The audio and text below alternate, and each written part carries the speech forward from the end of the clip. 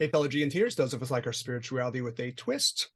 We are back in our series of episodes exploring the mysteries and structural details, the psychology of relationship. And as we're doing it, we're taking the chance to talk about some of the really interesting psychologists, just based on kind of like a little weird turn of serendipity that we got like three people we can talk about who all have a different, I don't know, focus or theory of relationship or something. So we looked at Freud, and now we're going to look at the mysterious and interesting and controversial, oddly fascinating Wilhelm Reich. Are you familiar with him at all, Daniel? What's your... a little bit, but we also looked at, we touched on Esther Perel. We did Esther Perel. Esther Perel, yeah, we did her last time. And actually, surprisingly, when I mentioned her name, there was a number of people who were very familiar with her. Oh, yeah, she's really popular. Yeah, so got to give her. And we could do I mean, if it comes down to it, people want us, we could do even a separate episode than that. I wouldn't mind diving back into Mating in Captivity a little bit more, but I think we capture kind of the essence of it. Yeah, I think so too. So if you're listening to this, yeah, like a 10 minute TED Talk version of it or something like that. Yeah, pretty much. So if you're listening to this and you haven't heard that one and you're interested in Esther Perel's, our take on kind of her stuff, you can check out that episode. I think I called it the Antidote to Monogamy. Yes. That's her Mating in Captivity thing, right? Yeah. Antidotes. Alchemical antidotes to monogamy. Yes, that's right. Yeah, we'll do more of that as we go. Yeah, it kind of like, our goal in doing this is to kind of like share some stuff, and then hopefully also talk about things that could make people's lives better, including ours. Correct. Right. Yeah. So what really struck me about doing this one, and I talked about at the beginning of last episode, I'll just mention again because I did another kind of deep interview. I've been actually really talking with people, so this has been kind of a fun one for me, one that I've been thinking about for a long time, because we knew we were going to do this series maybe since the very first time we sat in front of a mic. That we're eventually going to talk about a bunch of stuff, and we talked about a lot of interesting things along the way getting here, so it's been totally fine. But I've been really talking with people kind of deep, and I realized that in a lot of ways, I'm a clinician, and so case studies are really fascinating to me. I like the idea of understanding who people are, and I realize how much that influences how I think about what we do here.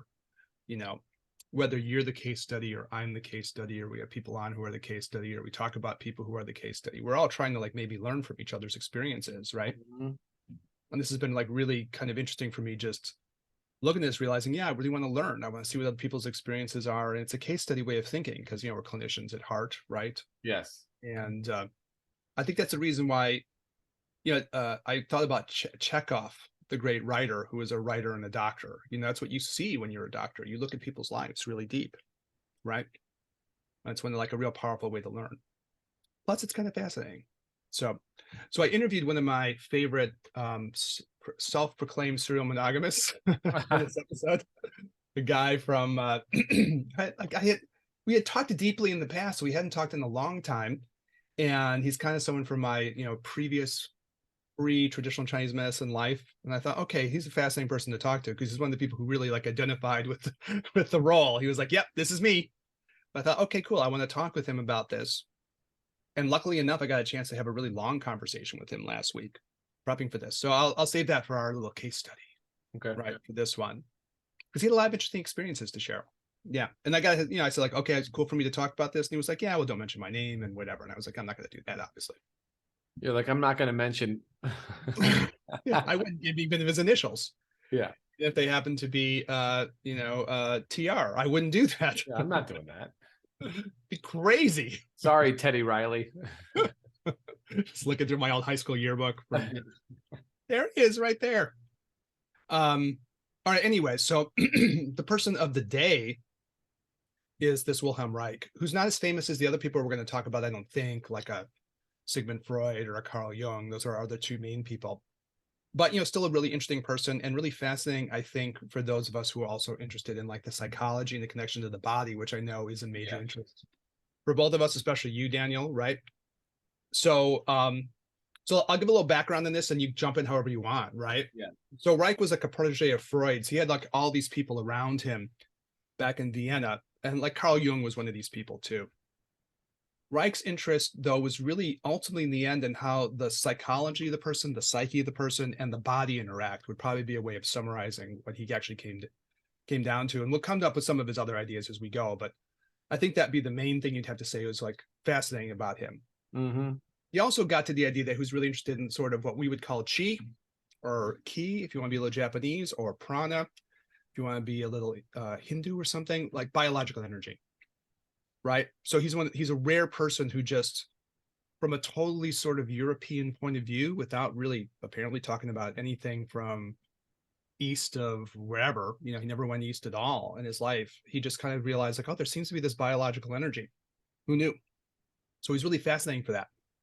He seems to have come up with it just as kind of his own idea.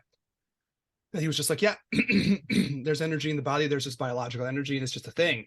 And we don't necessarily recognize that in Europe, but it's a thing. So, kind of amazing dude, right?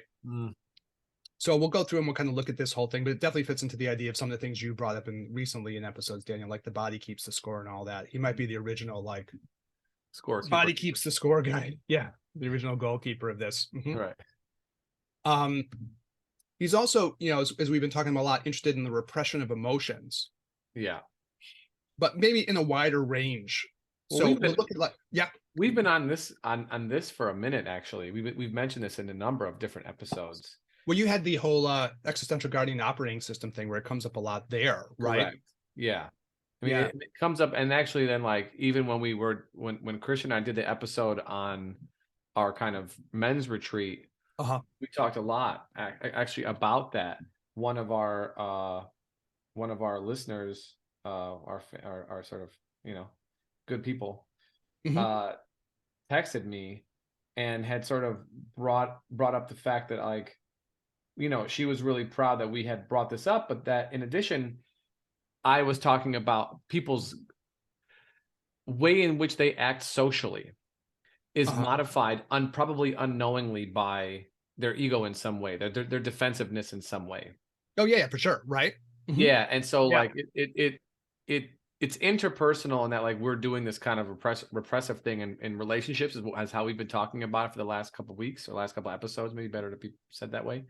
But then that people are also doing it on a larger scale, trying to make themselves fit in, but probably not even aware of it, actually. So it's always sort of there. This level of repression is just kind of like up and down depending on the situation, Yeah. Like, we both, I think, feel very strongly about this. As long as that's happening, it's really hard to get a good view of like who you really are. Yes. Right. If the goal of the podcast in many ways, like why we bother doing this and having these discussions, reaching out to people and people reaching back to us, is because, you want to find out who you are. It's very hard to find out who you are if you're buried under a bunch of other stuff, right? Yeah. You can't see the clear view. So in the Freud thing, this is the defense mechanisms, right? Yes. When people are repressing, it creates a bunch of weird shit and people will act strange. And you can see that in maybe like one-on-one interactions, but like, why wouldn't that also be true in like social media? Of course, people are going to act weird. Totally. And probably even weirder there than they would in other places or wherever that might be, all of this social stuff. And it's fake. Completely fake. Everybody knows it. I was talking with a student, and I can't remember the name of the book. You might know it more off the top of your head. Part of the point of the book was just to say, like, everyone else's social media stuff is just as much bullshit as yours. Completely. So all those smiling pictures and all those things are all fake. I mean, I can't say everything is fake, so there's some people, I'm more willing to shoot big on that particular question. You're more moderate, but that's cool. Well, I mean, some people. Not all of it's fake. I'm not saying that. Yeah, not all of it is fake. And some people. My son did well in the chess tournament. If I were to post, like, my son did great in the chess tournament, I'm not lying. There you go. He did great, and I'm happy for him. That's very straight. That's very straight. Let's not get lost on this road because we'll be here forever. No, I'll agree with you. I'll concede the point. I have a deep concern about this, because I had this psych back. Yeah, we both do. I had the psych background, and it's very clear. You build up this self-concept. Carl Rogers, we're going to talk about him too. Yeah, some fake version of yourself, and it like runs away with the show. There's a real danger of that. It's magnified. Real. It's magnified via social media because you can literally be you are an avatar, and then they offer you an option of making an avatar of your already fake created self, you know? And so it's just like a fake version of a fake version of you. And and then unfortunately, the thing is, like, when you post stuff or when people write things, there's no context, because people don't want to write this, like, you're not going to read 10 paragraphs of someone's day just to get to the one good part. They're going to just post good part and then they're moving on, or bad part and they're moving, you know, or annoyed part, but there's no context because they're not there for that. They're there for a quick update and literally quick, like instantaneous update on whatever it is. In full confession, my connection to this world is like practically nothing, you know? So, Right. you know, so anyways, I am looking at it kind of like this from an outside perspective. I'm like, well, okay, this is how it looks. But you're right. It's also not, there's sincerity there too. I'm not going to say it's all that, but I could say, regardless of whether it's sincere or fake or whatever, the amount of time that you're going to invest on the recipient side is minuscule, and everybody knows that. So they have to do something to get you updated quick. It's attention grabbing, right? Yeah, exactly. Well, you know, we did. Oh yeah, go ahead. Yeah, I'm sorry. Yeah, you lose the context of the thing that you're trying to connect with people on, and the context is what makes the thing important in the first place. Yeah. Well, you know, we did these episodes on Eric Fromm and love back in the day. If we talk about our relationship episodes, we did that. And, you know, it's so funny because he's writing in like the 1950s and 60s. And he's like, you know, the whole problem with this American culture is people are constantly going to be in the position of selling themselves. You know, it's so driven in the culture that you're constantly trying to sell, you know, and so you're going to try to like develop some kind of persona of who you are to sell. So you sort of like think of like, okay, what's the thing that will be, I can make that will sell myself to other people. And he's talking like in the 1950s and 60s, let alone like now, right? There's so much like development of like artificial persona, you know, avatars to sell yourself, right? It's confusing for people probably in the end, right? It's confusing for me. Yeah. I'm confused by these people. I'm never on this stuff. Well, you know, so, and it's like, okay, anyways, yeah, we could talk about, we could bash this shit forever. Yeah, exactly. Anyway, so the repression emotion. So the thing in like Reich that I think you and I will both appreciate, like in Freud, he has so much of an emphasis on sexuality and probably aggression. But in Reich, he makes it a little bit bigger, where he starts talking about people repressing not only things that have to do with sexuality, but and anger, maybe, and aggression, but also fear and sadness. He talks about a whole range of repressed emotions that make it, I think, a lot more interesting and a lot more deep. You know, and I'm sure we both agree that this is more of a reflection of what it is. People are repressing kind of the whole range of these things, right? You agree? Yeah. Yeah, I agree with you. Okay. Yes, we got that thing where he makes it much more interesting, you know. And then the other thing he does, I think that's really interesting, Daniel. Not, I guess it'll like see how this fits into your existential guardian operating system way of framing this would be, he talks about how this repression and the experiences that create the repression also create the person's personality, but like in a potentially like obstructive way. You know, where your personality isn't like a true reflection of who you are. It's sort of creating that egos thing or something, you know. So there's this repression of whatever these uncomfortable emotions are. Sure. It's also going to go into the body. But he's like, I think one of the first people to say, like, well, this is what creates people's personalities. You know, the personalities create out of this, whatever we call personality. This is probably what we're really talking about, you know. And then he kind of goes farther and he says, well, there's probably then types of people based on similar kinds of experiences, you know, in a certain culture, having certain kinds of experiences that will build up sort of what he calls character types, which is kind of like saying personality types or something. Yes. So there's part of it that's kind of individual. We each have our own unique experiences, but because I think what he's trying to say is because you're in a certain context, you were talking about context earlier, right? Because you're in a certain context, you know, you're going to share a certain overlap with other people, and it's going to develop a certain kind of personality type. And this is how you get the personality types. But a lot of it's based on all this repressed stuff. Right. You know? And so he's really interesting because he kind of takes a different psychological stance then. He says, well, the thing is, we can go back and we look at people's pasts. And it's not like he's saying that there's no value in that. You can get a value out of going back and looking, okay, what happened to me when I was young and what caused these things and so on. So that's good. you know, again, no one's like saying that doesn't have value to it, but he says, you know, maybe what you get even more like kind of bang for your buck out of would be to go through and look at like who you are now and look at like where your personality ticks and quirks and where the problems in yourself now. And then even if those are rooted in the past, okay, but let's look at the now and look at how this person is presenting like in the moment now.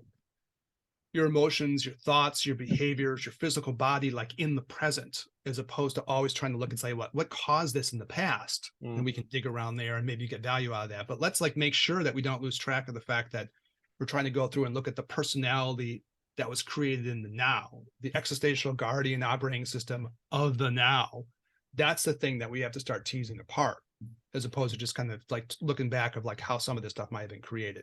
I thought that was really interesting, you know, that change of emphasis or something. You know, he's not trashing the idea that these things come from the past, but he's pointing out like you better take apart what's happening in the present, otherwise you'll just spend your time muddling around in things from the past. Yeah, I mean, I think you got to do both, though. You know, yeah, no, he's not saying like it's not saying it's an either or totally. Right, but he's just putting the onus on not just digging for the sake of digging. Yeah, I think his critique was people spend a lot of time digging around in the past and they don't look at the present. That's the critique. Right. You buy that? Oh, yeah.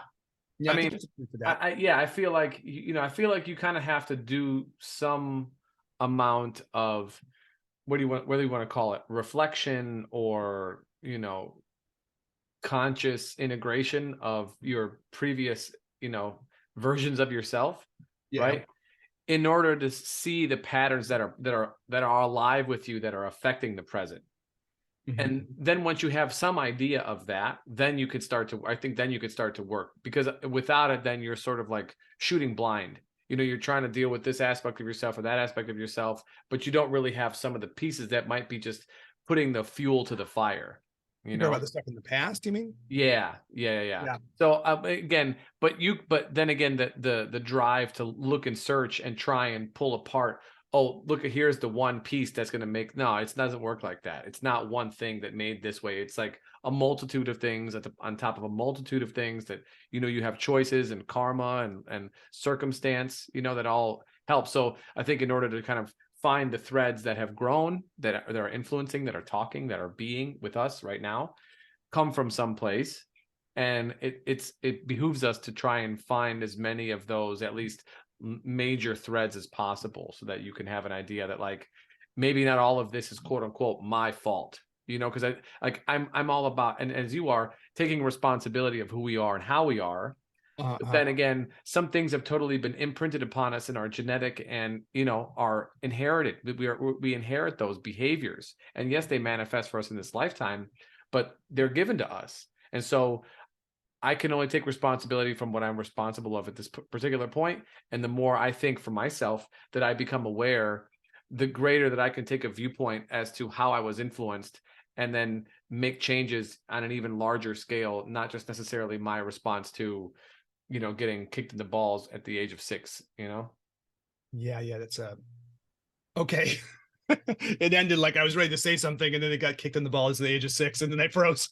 But in any case, that'd be an unpleasant experience that won't. Correct. Yeah, for sure. Even if it was on accident, it still would be unpleasant. That's right. You know, I was gonna say, like, you know, I think for you, because we spend this time talking, and like I think you're very worried about like people walking around with a lot of self-blame. Yeah, I don't think that helps. About that, like you're walking around like people like killing their self-esteem by walking around with self-blame. That's not going to do you any good either. Yeah. So I think what Reich is doing that spoke to me, and I do see this as maybe being potentially a thing. If he's talking to other people who are doing psychology, essentially, right? Other people who are being clinicians and trying to help people, and like, if your whole way of looking at things is we're supposed to dig around in the past, you could spend a lot of time like digging around in the past, but and you know practically that this happens. You know, like you have a friend, they go into some kind of psychotherapy, and they're sitting around digging around in their past and digging around in the past and digging around in the past. And as an outside observer, you could very easily step in and say, well, you got some issues like right here. Right. How about now? How about like now? Yeah. You know, like you can go back and talk about maybe like your mom wasn't nice to you in this certain way and whatever, you know, okay, if that's your model, you're going to spend all the time doing that. But like, we all know people where this is like, I think your issue is like this. your job sucks. Right. It's Yes. ruining your life. Yes. Your relationship is terrible. And you got to look at that. Or maybe your relationship is okay, but it has some problems or something that you haven't Sure. fixed yet or whatever. So anyways, going through all this psychology stuff, it was very valuable for me. So, again, I'm never meaning to be critical of it. I got a lot from looking at my past, and I still do. Even in prepping these episodes, I look back at my past, I was like, holy shit, I never thought about it that way before. So I get totally what you're saying about integrating these things. Yeah. And we'll share as we go. But I think like in the end, I didn't think I was actually psychologically okay until I felt good about myself in the present. Your present life has to be good. Otherwise, you'll walk around with all these bad feelings about the past forever, right? You feel good about yourself in the present. Anyway, so Reich's thing would be the idea that, there's this sort of personality and character type thing that gets developed here, right? And it's really kind of like the repression of all these different things that are held inside people that creates who they are in a major way. Okay, so on the physical side, because here he's not only talking about what you normally think about in the psychology we've been talking about, like, your emotions get affected, they get weird, your thoughts get weird, your behavior can get really weird, like what you were talking about, Daniel, for sure, which is tied into your thoughts and emotions, right? That's all tied together. But his deal is he brings it into the body, right? And it seems like he just sort of practically discovered this for himself. He realized he was looking at angry people and how they, and I'm just pulling up my shoulders really tight for people who are listening or something. And he was like, wait a minute, there's something wrong with their body. I better I should probably just massage them a little bit, which he did, which is not what you normally, that's the reason people hated him as a psychologist, because he broke that touch barrier. Naughty. Yeah, very bad. Very, very bad. But really probably not that big of a deal. Nah. No. But he was like, listen, look at how your body's responding to these thoughts, emotions, and behavior. So he pulled it together, and this was like quite epiphanous for me, personally. Started doing Zen, and I actually started doing this body work that was done through the Zen center that I was a part of. Yeah, you mentioned. That was a big deal, because I started to realize, this isn't just something in my mind or my thoughts or whatever. This is my feelings. This is something like physically too. Yeah. So then, this goes and talks about like how it affects the body. And then, the whole personality in this character thing is kind of like wedged into the body in this really fascinating way. So on the Zen part of it, I just wanted to like throw this out because, there's a lot of the connection between the body and the mind. But one of the really like most interesting things I heard about this that's always stuck with me is from the first Zen master I studied with, Hosokawa Roshi, great Zen master. And he said this thing: if you think your body and mind aren't connected, that's obviously not true. On the other hand, if you think your body and mind are exactly the same thing, that's not true either. So he gave this like perfectly Zen-y answer to that, which allows you to experience it for yourself. Your mind has its own, when you get to like Asian thought, your mind has its own thing going on. It has its own existence. It's not just like you're not a biological robot. Right. You're not AI, walking around. Even though that's an attitude in the culture that a lot of people have, but that's not how it is here, right? On the other hand, though, if you don't see the connection between your mind and your body, well, that's not right either. Correct. Right? Those two things are connecting each other. So anyways, I thought, just for people, I thought for the medically interested, but maybe just, I think for everybody, because when you hear what he has to say about this, you can start thinking about your own body, your own feelings and stuff. But even in that word, Eric, everybody. Yeah, but that's like, that's the English language. It's the most materialistic language on the planet. For sure. For you sure. can say in every shen, but we don't say that. That's true. Anyways, I get what you're saying though. You were gonna say something about that more. I'm sorry, man. Yeah, no, it's inherent in the description of it. You can say in every mind, but we don't do that. But we don't do that. I mean, what that means, right? People don't know. Yeah, I mean, I got the bias. I think it's a very materialistic culture. For sure. No, you're right. It's a materialist culture that also like doesn't look honestly at the body too. I mean, that's true too. No, we look only at one part of the body, the outside. In like the physical appearance of it. Correct. Yeah. Correct. Yeah. I don't know who I was listening to. They're like, some Buddhist teacher, they're like, well, they wouldn't be so pretty if it didn't have any skin. Well, that's to get you to look more realistic at things, right? Yeah, right. I mean, that's the thing, and it's true. And so I think, it's a body focused culture, but it's not actually. So when I went to get my tattoo a couple of weeks ago, I asked the tattoo guy and the woman who was there who was selling It's a good story, actually. she was selling, what was she selling? Oh, um hair. She works at a dildo factory. And so she could make her own stuff and print it there. And so has these things, and I'm not getting paid to say this, so whatever. But she has these things called Skerbies, and they're Furbies without any fur. So they're hairless Furbies that you could tattoo on them, you could pierce them, and they got like, really weird bodies and what, so they're buying them. So So they're like she's selling. life size or something to like for sex toys or something. No, she also had weird sex toys too stuff, but like this was her own thing that she made. How big were they? The size of a normal Furby, maybe Oh, I 6 see. inches Okay. tall and, Okay. 4 Okay. 6 inches diameter. Anyways, so I'm sitting there talking to them. And again, I'm at a tattoo convention. So there's all kinds of everything and facial modifications and body modifications and piercings and tattoos and like all sorts of, whatever, split tongues and just all the things, right? Mhm. So I was like, hey guys, I have a question, and he's inking me, at this time. And so I was like, but I don't know if I want to ask it. They're like, well, now you can't. And I was like, no, I can't. They're like, It's well, now like you trying have do to. that to my daughter or my son. They get so pissed off at me. It's like, yeah. Yeah. And so I said, okay, fine, I'll ask. I Uh-huh. said, do you think the people that are here care about as much about the inside of their body as they do the outside? And in unison, instantaneously, both of them said, no, Yeah, yeah, yeah. only if they have to. Yeah. They're like, do you see that guy over there? Majorly wrong or something, right? That's right. And they're like, do you see the guy over here? Of course, he's inked. His whole head is tattooed from his neck down to his toes, his fingers, everything covered. Piercings, split tongue, piercings in his face, cheeks, nose, everything, right? Which is cool. He's got a look to him, for sure. Yeah. Different sorts of jokes. That's cool. And my tattoo guy he only stopped drinking because he had to. He was going to die if it didn't. That's why now he cares about the inside of his body because that's what was brought to his attention. And so, yes, that's a microcosm in one particular circumstance, but I have a feeling that like that's how a lot of people have to be scared into starting to care actually about the inside. Yeah, I've gone like kind of like when we do the spirituality, I've kind of gone like two different routes on this, which is why I sometimes sound a little funny. I think when I first started doing this, it was very Zen and very like Wilhelm Reich. We'll share his stuff, right? Yeah, no, his stuff And is I was good. fascinated by like how my body had all these emotions in it that I had no fucking idea was there. I mean, that was really mind blowing to me.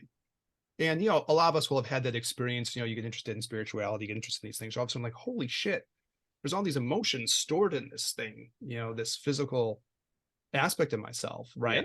Yeah. And you're like, it's incredible, And I had gotten, we talked about this before, I know, but I got my head shrunk and I had learned a lot about myself, and all of a sudden it was this total new.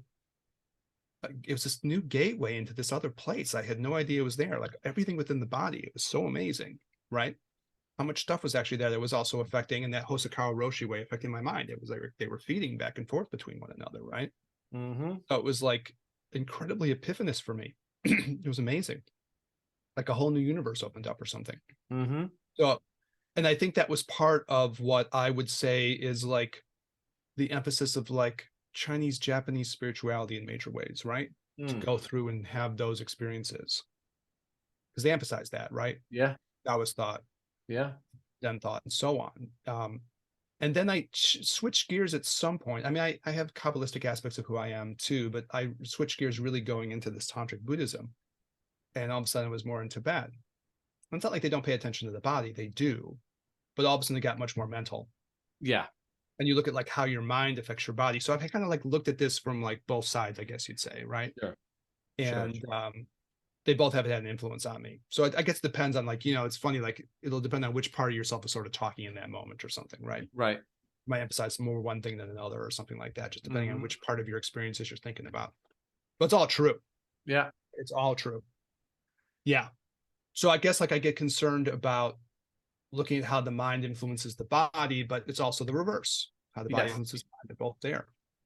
Okay, so Reich's take on this, and I'll be interested to hear your medical thoughts on this, Daniel.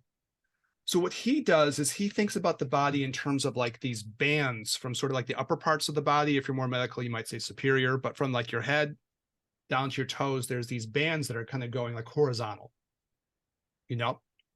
And in each of these bands, there's a tendency for people to get muscular skeletal tension, like through that part of themselves, that part of their body. And he also sees that those are tied in with certain kinds of emotions. So this is kind of his take on things. So he'll say something like, repression is happening in these horizontal bands. And if you go to somebody's head, like maybe around like the occiput, like the back of your neck, right? The upper part of the back of your neck. If you spend a lot of time in fear, there's a kind of a cringy thing where you've kind of like, maybe when you were young, before you even knew you had some violent parent or something, you know, and you were like doing this kind of cringe. I'm kind of like cringing forward, you know, for the camera, for the people on YouTube, but otherwise, you know, if you're just listening, that's what's happening. And so, you know, he has the idea like, well, that gets kind of imprinted in who you are, and you carry around this fear inside of you. And there's sort of like this tension there that ultimately is trying to repress a lot of that fear. So he sees that sort of like where the skull is kind of meeting the upper parts of the bones of the neck, right? The cervical bones and the occiput. That's where sort of this fear is kind of like at. And he also sees it in the eyes. He feels like a lot of people have repression of fear that you can see like through the eyes.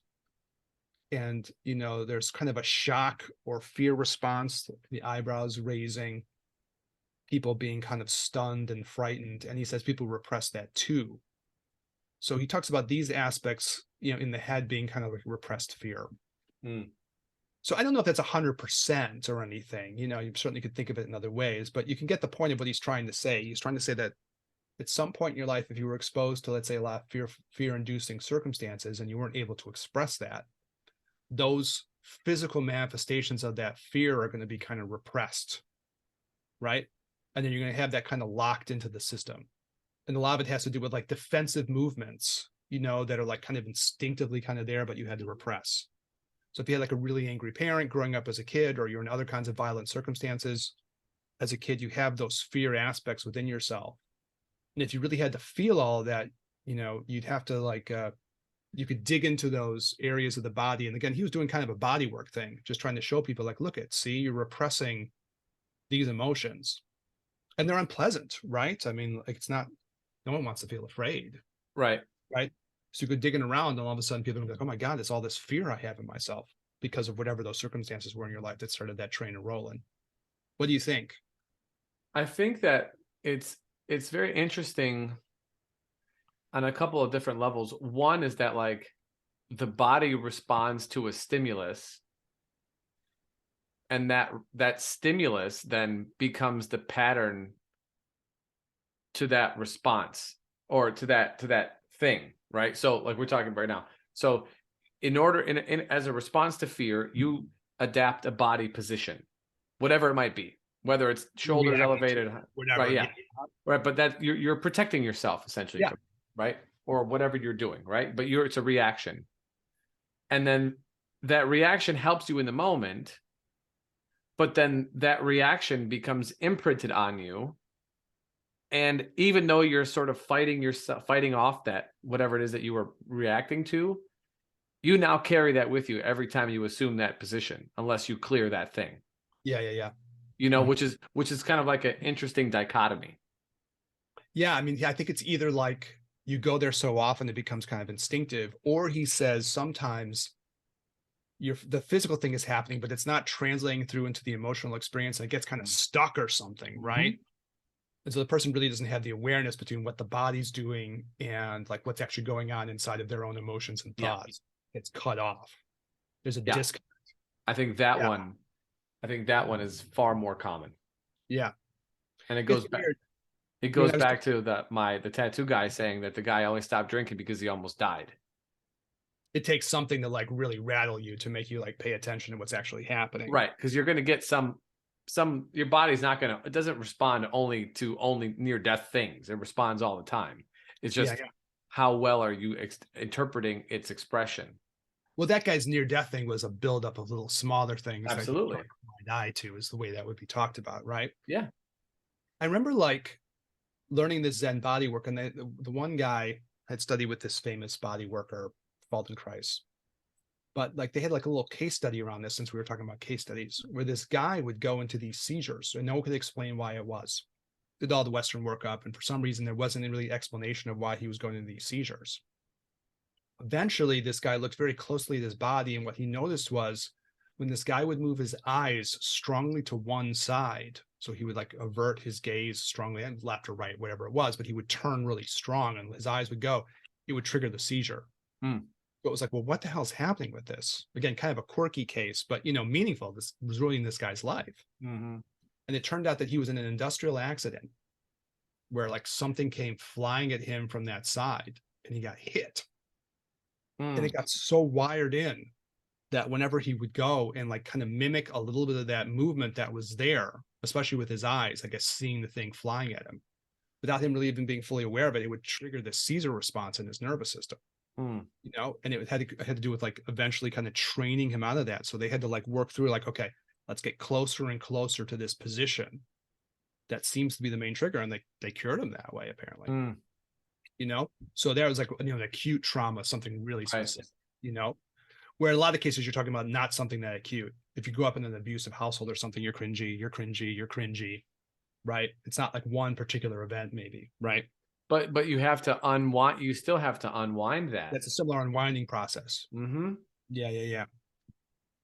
So I don't know. I'll go through where he felt that these emotions were stored, because it might be interesting for people to hear. I don't know if I like believe all of this like 100%, that exactly he nailed it with every single spot, but the idea is kind of powerful, well, right? We'll lay it out, Yeah, I could speak, like some parts will speak to people.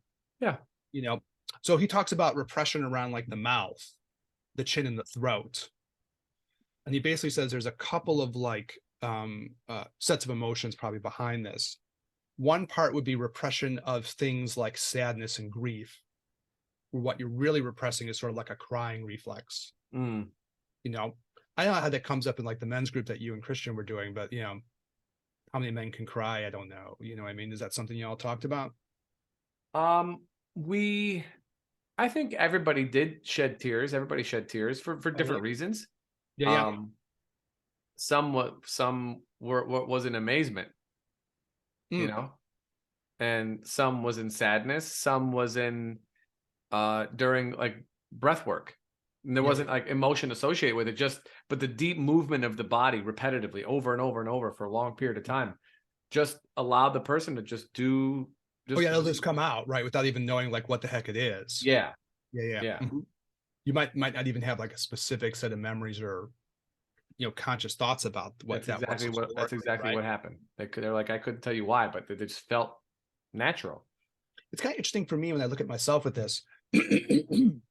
I can cry sometimes in things that are kind of like sentimental. Like my daughter's a little bit like this too. We could watch some sentimental movie together, both like, we'll be crying. There was the mayoral election in Chicago, and the more progressive candidate won in our local election here, right? And she sent me this text, and you could just tell that she was like probably crying about it, because she was like so moved by the fact that this guy actually won. Who knows if he's going to be good or not? I don't know anything about this election. Much attention, but she might be crying for other reasons in the future. Crying for lots of reasons. But for her, it was the thing of like, she's she cries very sentimentally, Sure. So we watch like Love Actually or something, which we watch every Christmas. I can weep at the sentimental scenes or something, between the guy and his son or something. I'll weep, But sometimes when it has to do with like some of the really sad emotions, like with death and loss, sometimes it's hard for me still, hard to fully let it go. Though I've tried to train myself to do it more. Mm-hmm. Yeah. Well, when my dad passed away, and we were talking about my dad last episode, I realized like, okay, I'm gonna have to like get myself in a place where I could do this. So I play guitar. So my dad liked Rod Stewart. So I kind of like grabbed the guitar, and and you do this with music you could listen to, obviously too. It's another way we do it, but I happen to play. So I was like playing these songs that he would like, and I was trying to sing the songs, and eventually that let me do it. It's not that easy. So there's repression of this stuff, right? Mm-hmm. Yeah.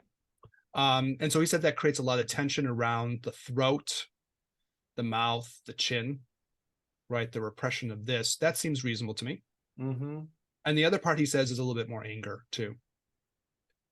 And he says it has a lot to do with almost like why people grind their teeth or something. They're actually really angry and they're repressing it, which makes a Chinese medical sense too, right? A lot of the stuff through the shoulder girdle has to be kind of angry too, and we'll get to that in a little bit. But a lot of this teeth grinding is kind of this repressed anger. And he says it's almost kind of like biological in the sense that if you were really like being the full animal version of the body, what it's going to be, it would want to gnash its teeth at people, right? Mm. You almost want to gnash or something. And of course, you can't do that as a 21st century human being. You're not going to like bite somebody, but that's kind of like there's that reflexive thing there, right? That's still kind of hovering in the background. What do you think about that one? That one. So when I see this in the clinic, for the TMJ in particular, because that's just what, I think we treat a lot of, we see a lot of that. People have this, Yeah. or teeth grinding at night. Yeah. I generally find it as one of two things left unsaid. Yeah, by it. Or person still processing things. They're still chewing on it. So you think it's like I think both of those things can be true. I think his anger thing could be true, and this other thing could be true too. Yeah. But yeah, I hear what you're saying. There's still like a kind of an activity of the mouth going on where the person's still chawing and digesting, and probably their mind. If we go Chinese medicine, this would be like Chinese medicine. Yeah. This is the digestive system connected back into the mouth. And it also connects to the idea that you like process things mentally. So your digestive system processes food, but also the same kind of energies within the person processes your thoughts and ideas about things. So you might still be processing. I think that's true. There's probably a lot of rumination going on while people are gnashing. So we could say, you could say rumination on one or repression on the other side, and like you have to clench down on your teeth, not to let the thing out. Like you're holding it in. It's kind of interesting because what you were talking about earlier before we got on mic, there's a lot of people who have mental anxiety are kind of like stuck in this state, right? Yes. Where they're like mentally processing and processing and processing. And you said it kind of interesting. I don't want to steal your metaphor. Do you want to share it? No, go ahead. No, you do it. Okay. So we were talking about anxiety. You were mentioning your son's chess tournament this past weekend, which he did very well at. And then your daughter would tell them, she's like, oh, well, you just have anxiety. And then you were like, I was like, fuck no, shut the fuck up. No, don't. Immediate. Don't feed that monster. That is not a monster. We don't got to feed that monster. It's prevalent and a lot of people have literally in the restaurant. My daughter started going, well, like you just have anxiety. And I was like, shut the fuck up. Just like that. Do not fucking talk that way, because you're just feeding into the person's concept that they have this thing. And I'm for sure. If he had anxiety, he would pay attention, but he doesn't. Right. He doesn't. No. So, and you could be anxious about something and not have anxiety, right? Anxiety as clinicians, we see tons of people who have anxiety. And so we're not saying that it's not a thing. We're just saying that, like, if you don't have it, don't talk about the nasty monster, like we don't have to encourage it in someone who's really young, because they might start developing like thoughts about themselves. Yeah, exactly. You don't want to tell them. It's interesting. I have a relative who was on a lot of meds when he was young that were very anxiety inducing. And he had this idea that he has anxiety, and people kept telling him, you have anxiety, you have anxiety, you have anxiety. And it was interesting because more recently he's going like, I don't have anxiety. I just was told my whole life I have anxiety, And like his work is really stressful. And I was talking with him saying, you're not anxious. If you were anxious, you couldn't. My voice is being funny. You couldn't even do this work. Right. Right. Yeah, you couldn't even do it. It would just be too hard for you. So my if I'm really honest, I'm repressing some sadness and grief even right now. We're an honest podcast. We are. Okay, good. I got sadness and grief. I'm holding it back. You're holding it back. I'm doing the best I can with these pipes, but they're repressing. This mouth, this jaw, it wants to sob. Okay, well, it wants to grab the guitar and sing a sad song. So that's happening like in the instant right now, and I fucking know it. Okay, well, hopefully we're honest actors. We are.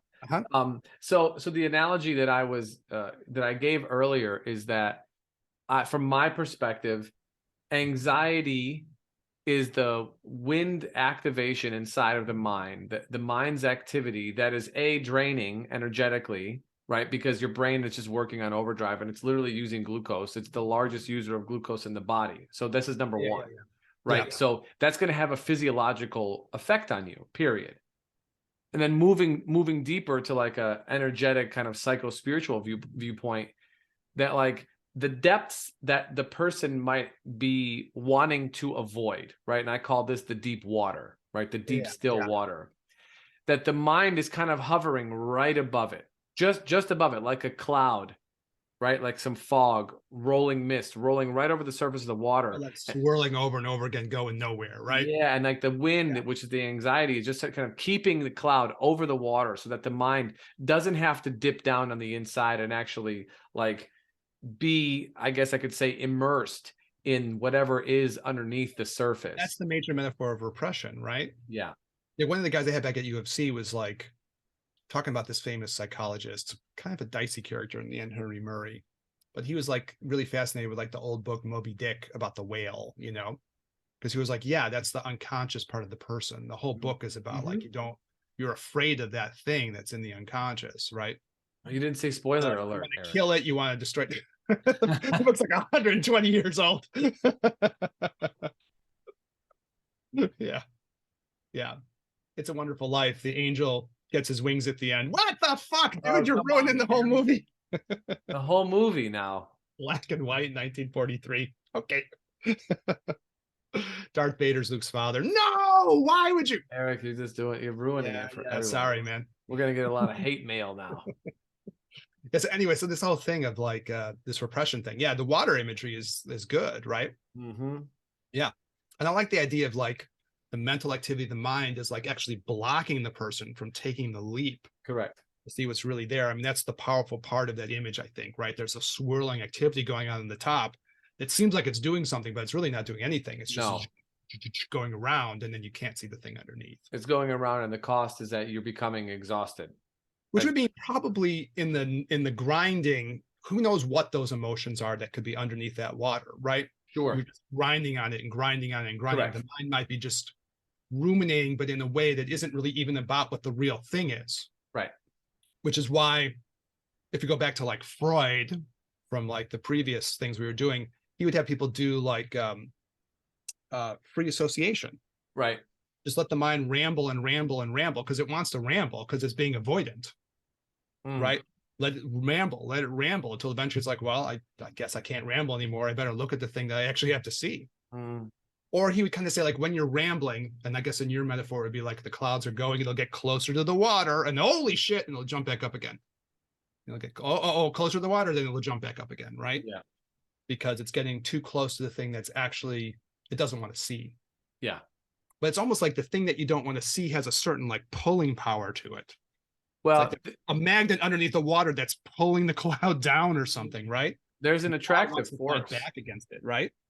And this is why, like when we did the episodes on, that I wanted to do on the egos, the EGOS, that like that's part of that defensive operating system is keeping you, quote unquote, safe by not dipping you in the water. So it's not only like a defensive offensive system, right? Like you're shooting missiles from a distance, but it's also internally keeping you away from things that you want to be kept away from. And maybe for some, that's how they function. So if there's a lot of trauma underneath the surface of that water that is unresolved and so on and so forth, and you don't have the space in your life or the tools or the opportunity to dig into it, and you have obligations, kids and whatever, that this is keeping things rolling. Now we can make the argument. It can be adaptive is what your point was. And this is kind of true in psychology, Chinese medicine. They make like that similar point, right? These things can be adaptive. Yeah. For a time, or maybe adaptive under certain circumstances or something like that. Now we can make the argument that they can be self-limiting too. And that's the whole point of it. Well, that's it. And that like, if you're not, maybe the life would be better if you actually went through and did it, right? You went underneath the water and you had help and you kind of improved your life or improved your own internal state, that you would improve everything else around you too, right? Your children or whatever it was. But we got to be honest and say, not everybody's interested in that. Or not everybody's in a place where they're able to do that yet. Both. Yeah. Both, Well, I guess the not being interested is kind of a respect for people's individual autonomy. Exactly. Everyone's going to choose, what they want to do. They're going to We're all on our own trip. They're you all know? they're going to prioritize their time based on what's most important. And if that's, working 2 jobs and paying for your, Well, it's also reasonable too. Yeah, yeah, yeah, yeah. paying for your Sometimes kids' life just daycare, demands that you do those things. then yeah, I mean, that's just what it is. It's just not for right now. It's not a priority for right now. Maybe later it might be, but for right now it's not. And there's nothing wrong with That's that. like where, like, just to the Reich thing again, that's why he was more of like a socialist. Yeah. Because he felt like what really happens is people are under these economic pressures and it forces them to not have the chance to look at who they are. Yeah. And maybe that's not even just like a quirk of the system. It's like it's not a bug, it's a feature. I would say it's a feature. It's a feature. You're supposed to be incessantly involved in activity, so you don't have the chance to really look at what's happening. Yeah. Mhm. Yeah. I would say that's a feature. And I would say that we've been saying that's a feature for almost 3 years. Yeah, yeah, yeah. I think it's almost our very first episode was about this exact point. Because we wanted to say like, okay, let's be, because we started during the pandemic too. Right. I just looked. Our first episode was in July of 20. Crazy. But when you look at it, we were really kind of saying like, okay, we're going to do this podcast. We're going to talk about a lot of introspection. And we're going to be realistic that for a lot of people, our lives are really hectic, right? Yeah. Yeah. And really stressful. So the amount of time that you might have to sit and meditate in the day might be very limited. Or get therapy. We're trying to make the point that there's still a value to do it, right? Yeah, there is value. But we wanted to make sure to show the compassion of like looking at people like where people are in the practicalities of their lives, right? Yeah. Mm-hmm. Yeah. Let's continue. Well, on the repression thing and functionality, I guess I heard a weird thing that's kind of related to this. I was listening to this book on the Beatles.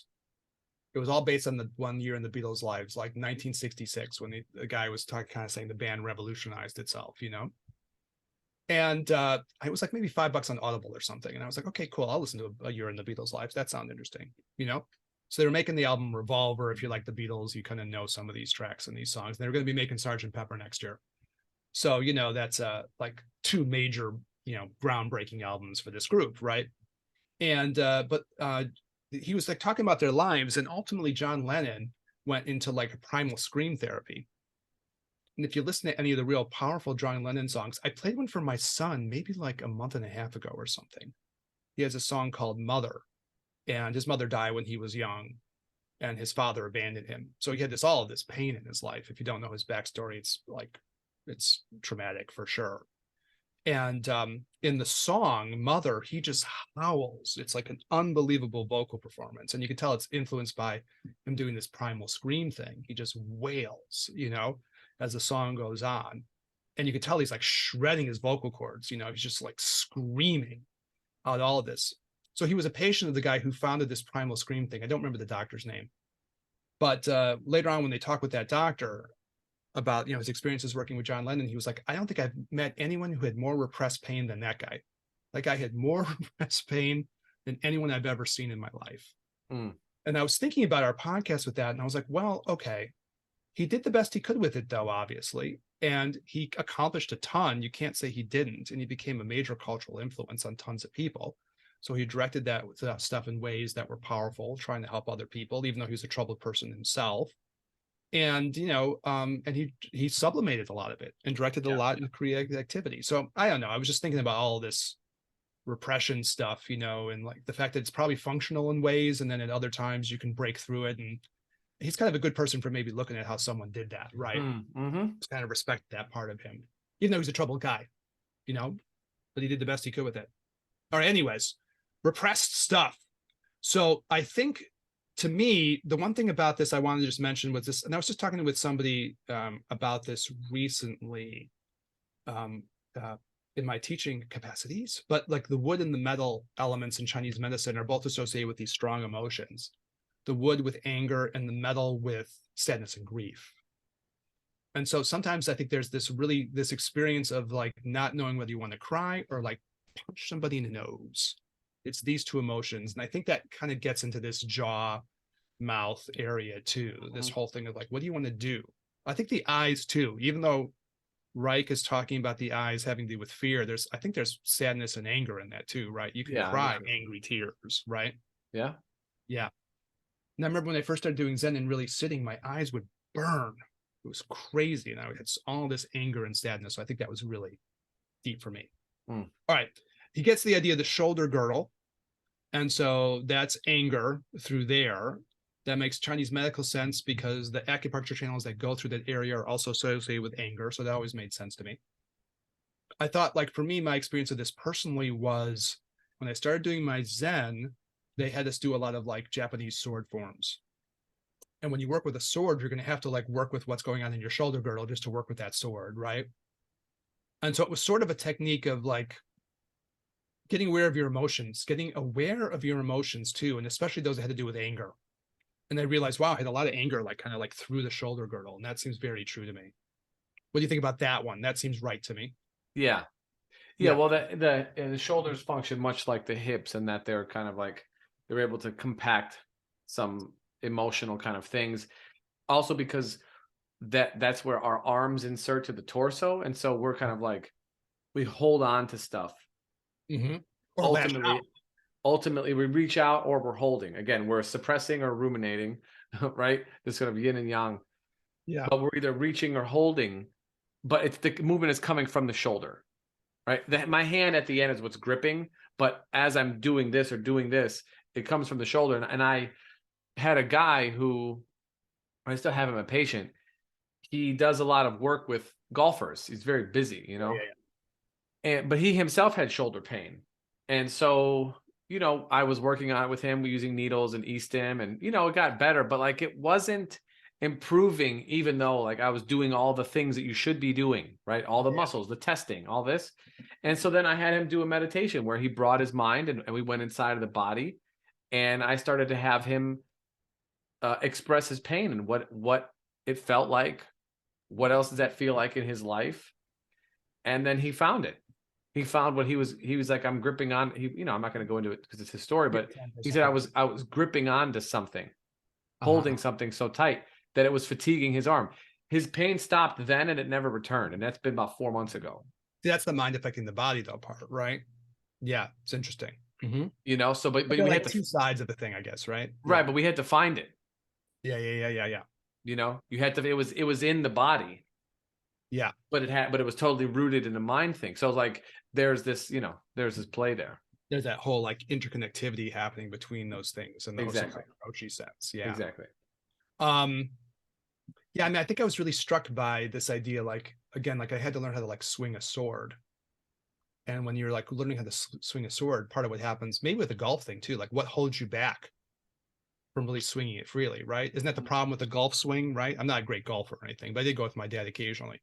And like part of the thing is like, can you really relax and let that go through? And if you don't do it right, it ticks or something. I don't know if that's how your golf professional would explain it or not, but like that's how my dad was trying to teach me. You gotta like really let this go. There's a certain zen-y aspect to it, right? And you let the club face just fall the right way without like, and let the thing move naturally or something. And so I guess maybe it's a similar thing with the sword. If you can't swing a sword right, you start looking, why can't I do this? Right.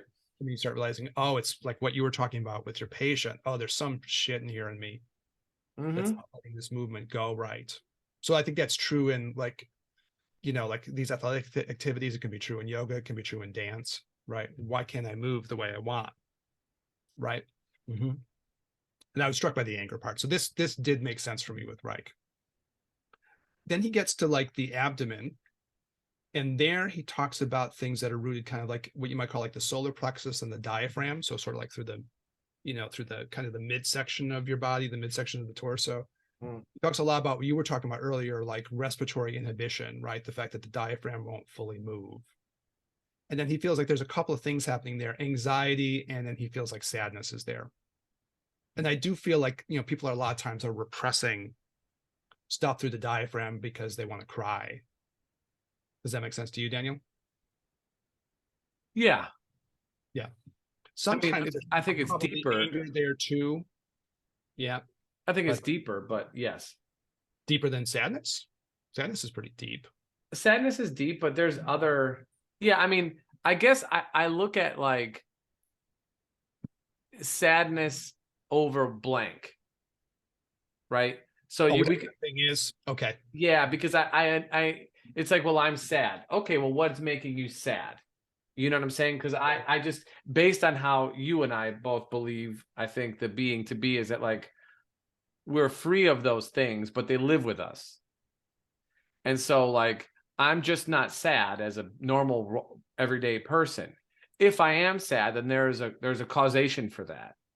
And Okay, so finding the causation that's bringing the sadness up allows me to ease the sadness and look at the thing that did it, and then work my perspective and feeling around this thing so that it doesn't affect me moving forward. So here's the, the practice of being present with what's happening, like Reich would do, but then also going back and finding the the thread. historical root of the thing. Yeah. So I think that's a way, to me, that's the way to. So what you're saying about this one is if you just say sadness, it just seems like a little too like generic or something like that. You gotta go a little deeper. You gotta go a little deeper. You gotta go a little deeper, yeah. But so I guess like how many people like through the diaphragm are repressing this grief, anxiety, grief, sadness thing? Like probably a lot, right? Oh yeah, it's super common. And so then you're right though. Then you might be like, okay, so what are we talking about? The death of a parent, the loss of a relationship, some other failings in your life or something, wherever that might happen to be, right? Mm-hmm. And then the anxiety thing makes sense too, because the diaphragm gets really tight and it just won't move, and people feel this constriction, right? It creates a tension through the chest, right? Well, then as a body responds to a stimulus, could be to shallow the breath, move the blood away from the internal organs to the limbs, right? As a nervous system responds to a threat or some, heightened situation. And then the learned response is to stay in that space and not allow yourself to relax, not allow the diaphragm to relax, keep the blood flow out there constantly, i.e., you're always in a state of preparation. Like fight and flight kind of stuff, right? You're Exactly. always in a sympathetic mode. Yeah, it's interesting because he cares a lot about parasympathetic and sympathetic. He says people get locked in sympathetic mode. Almost exactly what you're talking about. Yeah. So he has these kind of weird things, like he has case studies where he talks about like the idea of like, if you can just even find these spots in people, it can be really revolutionary for them, right? And I remember there's one he was specifically talking about someone who just had all of this tension about 3 centimeters below the sternum. So if you can just find like, kind of the bone in your chest and go down, but it doesn't even matter. He's talking about something like kind of in the area of your stomach, right?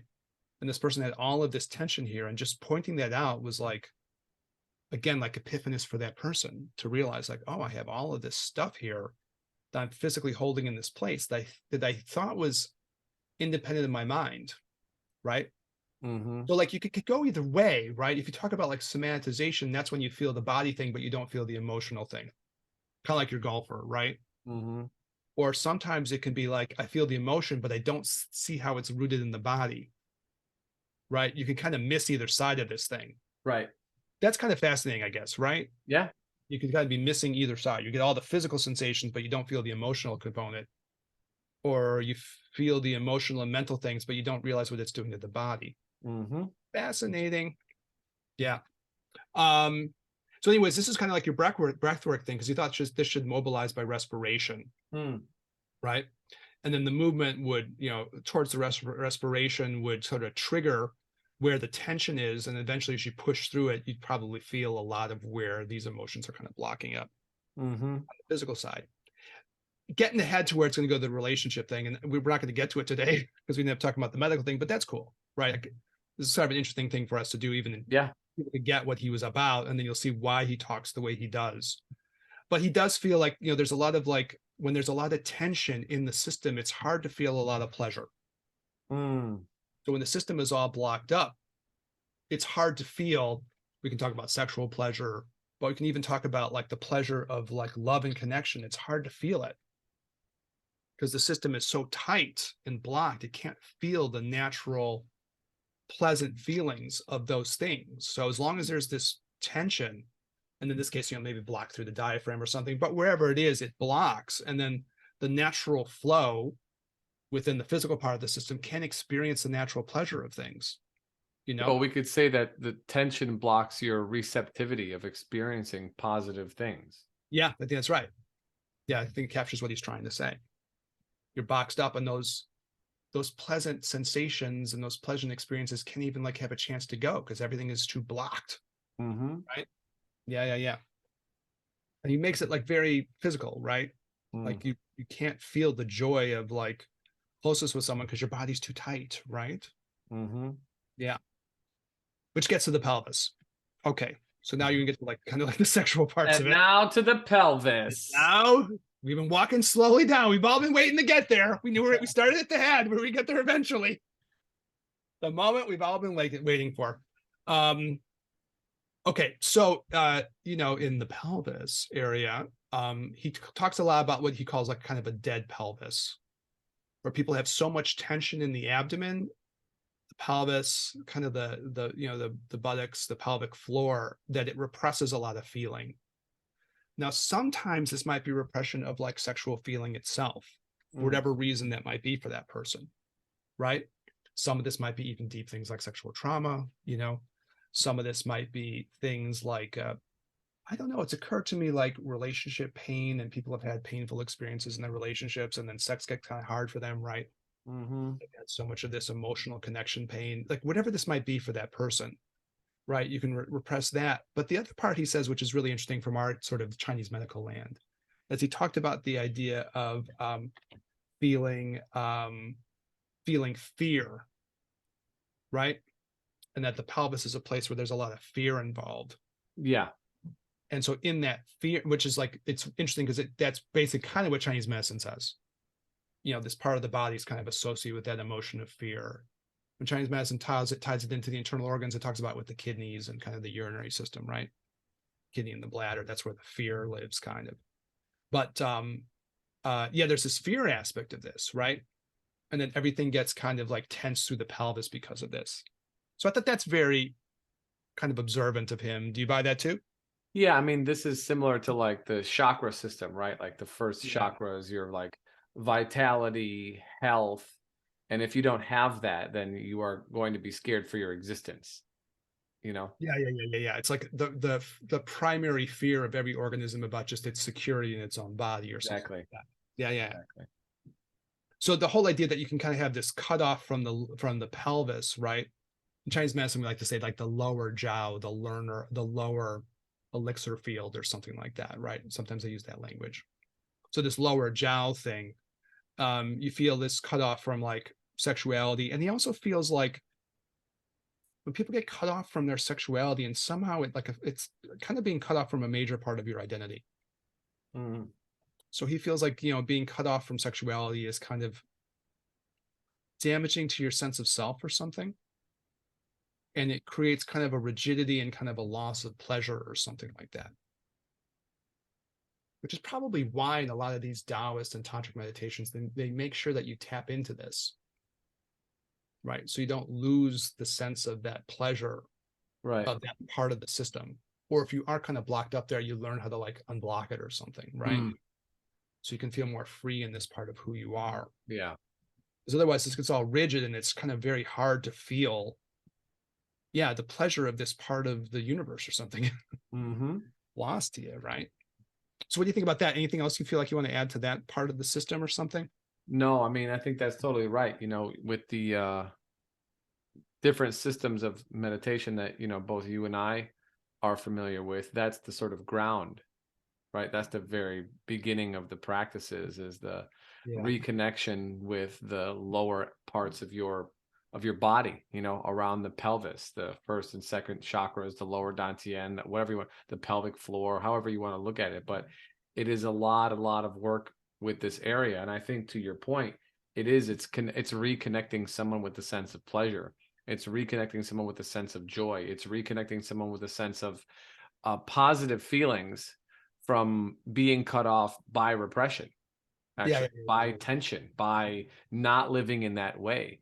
And one of the things I remember from, doing the training with my teacher a few weeks ago, or now a month and change ago, was that he's like, you can have experiences of pleasure essentially without mediation, without any other thing, without any other input. Actually, it resides completely within you, and that's it's empowering. very, like, Taoist tantric-y kind of an attitude, right? That you can find this pleasure like within yourself. Yes.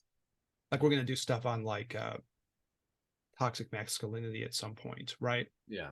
And like one of the things that can go wrong there, and I guess I've had these conversations with Lama Glenn too, would be the idea like if you're so dependent upon like an external partner as your only way to know how to feel that pleasure and connection with this part of yourself, well, that's very hard, right? Because then that puts a lot of pressure on another human being, right? They have to be this source that allows you to connect to some part of yourself, which can happen, right? It's this partner, this sexual partner, that allows me to connect to me. Well, that's an unstable situation, right? Sure. You have to be able to like find these things within yourself too, and then you can share with your partner, right? You two can both, or three, or whoever they are, right? We're being very liberal in our attitudes around things, right? Yeah. With all kinds of people who live all kinds of lifestyles. But like however this works for you, you can share this sense of pleasure. And Reich is very aware of this. He's like, yeah, once you can kind of free yourself more, then you can share more love. You can share more creativity. You can share more sexuality and pleasure with other people because you're comfortable with this within yourself, right? But as long as it's so hinging on like necessity of another human being, totally, that's the only route you have, well then you're going to have a lot of potential problems with that, right? Yeah. All right, so then what he's saying is that you have these bands that run through the body. So he's kind of saying that there's this like all these horizontal little places where things can get cut. In a certain sense, what it's really doing is it's like cutting your flow, right? This system wants to flow, and these little bands of tension all the way through it aren't allowing the flow to flow, right? And it gets all blocked up, and then this starts to create all kinds of weird internal feelings and distortions in the emotions, and your ego, your existential guardian operating system and all that will flow out of this thing because you're just cut off from this natural flow within this part of your being, right? But the weird thing is it's not just about the body, it's about that interconnection we've been talking about. Because when the body's doing this, you can't get the full feeling of the flow of your own emotions. You can't get the full flow of the feeling of your own thoughts and kind of your own sense of like pleasure and enjoyment. Those things are kind of getting like damped down. It's like you want to have waves going through a system that are going to be enjoyable, and it's always hitting against these little breakers everywhere, right? The waves can't flow or something. That's kind of his take on this. What do you think about that idea? I mean, it makes sense, right? Like there's vulnerabilities in the system, right? That it's not impervious, which obviously we're not impervious, or else we would have a very thick exoskeleton around us, Yeah. Which is probably good that we don't, because then we wouldn't be good at yoga. That's true. Yoga would be pretty difficult if you're like a crab. Right. Yeah, it's harder for the crab to do downward. Also, that's a really perfect way of putting it, Eric, as ambiguous. I don't know if you meant it that way, but it's definitely true. It's also being a crab, like you're a crabby person. That's right. Yes, that's true. Crabs can be crabby. That's right. True. So this is the thing, and this is basically how this stuff with the body will ultimately connect down to what he says about relationships, which will be our big subject matter of our next episode. We kind of figure we're going to have like maybe 2 episodes on each of these people, right? Yeah. A little feeling of how they think, and then we'll give a little bit about what they actually say about relationships, because he really feels like you have to have the joy and pleasure of your life, and if that gets bunged up, it goes in multiple ways. Like it isn't good for your psychological health, but also it's going to be damaging for your body. And so how does relationship fit? We're going to get to it. Yeah. Now, so we looked at his theory, and then we'll have a good chance of like looking at like what it specifically means. All right, awesome. Perfect. That's an episode. That worked out well. That worked out very well. It's good to talk about his stuff though in general, right? So yeah, no doubt. Well, and it's for people who've never heard this before, it presents it in a different way that is not like East Asian theoretically related. Yeah. It's more like relates to psychology that we're probably all more familiar with, right? Yeah. We get a lot more conversation about repression and our thoughts and our emotions, and it's good. No, helped me when I learned it when I was just like psych student, but also working on myself. All right, cool. Awesome. Well, thanks, Daniel. Eric, as always, thank you so much, my friend. Thank you. It's a pleasure doing this. And thank you to our audience, whether you are watching us, hello, if you see me, there it is. And if you're listening to us, also, hello, but you're not seeing us, you're only listening, which is totally fine. If you are doing either of the two, listening or watching, please, like, subscribe, share. If you're on YouTube, if you're on Apple, leave us a review. It definitely helps the show, and send our work or our, message, if you will, out to people who you think might be interested. The audience is always growing. I certainly want to thank our international audience, because it's always interesting to me, you know, people from different cultures who are listening to us, and it's probably about a third of our audience is I really do international. want to hear from the people from the other places too. So hopefully we'll get more. We did, yeah. We had a guy who reached out cultural differences. Yeah, we had a guy who reached out from South America when I mentioned the Shengasm. We you know, that was a couple of months ago. He experienced it, and he's like, no, I totally know what you're talking about. So it's really cool. So whether you're local or far, hit us up, ginandtantra@gmail.com, or just leave us a comment in the YouTube video. You know, totally up to you. For Eric, this is Daniel. We'll catch you guys in the next one. Peace.